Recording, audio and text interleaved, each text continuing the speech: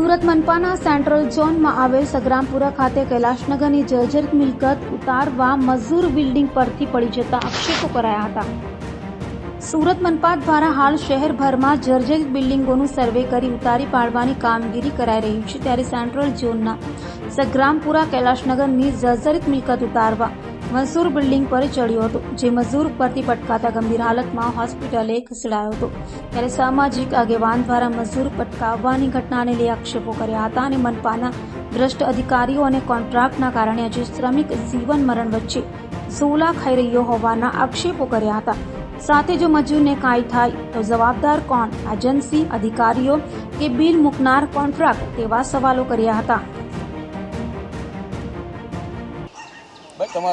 યુસુફ પઠાણ, પ્રમુખ સુરત નવસર્જન ટ્રસ્ટ। અત્યારે કઈ જગ્યાએ આવ્યા છો અને શાના માટે? આ કૈલાસનગર પંચશીલ બેંક પાસે અમે આવ્યા છે અને આ જર્જરિત બિલ્ડિંગ છે, તમે પાછળ જોઈ રહ્યા છો। વર્ષોથી વિવાદિત જર્જરિત બિલ્ડિંગ છે ને એમ તેમ વર્ષોથી પડી રહી છે, પણ એસએમસીએ કંઈક થોડાક દિવસ પહેલાં આનું કામ ચાલુ કરાવ્યું અને ખૂબ જ સારી પ્રક્રિયા હતી અત્યારે જે માહોલ ચાલ્યો છે તે સંદર્ભે।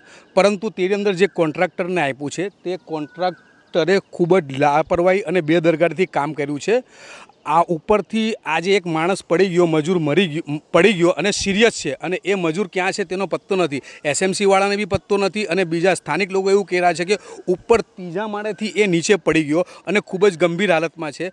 હવે એસએમસીના આ જે કોન્ટ્રાક્ટર છે તેને એસએમસીએ કોઈ પણ ધારા ધોરણ વગર કે ટેન્ડર પ્રક્રિયા વગર, વર્ક ઓર્ડર વગર એને મૂકી દીધો છે અને કોન્ટ્રાક્ટર અહીંથી જે સળિયા છે તે એસએમસીમાં, અમને એવી શંકા છે કે એસએમસીમાં એણે દબાણ ખાતામાં જમા કરાવ્યા નથી કે એસએમસી એની ઇન્સ્ટ્રક્શન પણ નહીં આપી છે કે તમે ત્યાં જમા કરાવશો, પરંતુ અહીંથી બધા સળિયાએ લઈને રફુ ચક્કર થઈ ગયો છે અને જે માણસ ઉપરથી પડી ગયો છે અંદર સેફટી બેલ્ટ આ તે બધું કંઈ જ નથી અને એમ જ કામ શરૂ કર્યું અને નીચે માણસ પડી ગયો, સિરિયસ છે। હવે એની જવાબદારી કોની, એસએમસીની કે પછી આ કોન્ટ્રાક્ટરની? આ કોન્ટ્રાક્ટર નથી, પરંતુ એસએમસીએ એમને બોલાવ્યો એટલે એસએમસીની આ જવાબદારી ગણાય।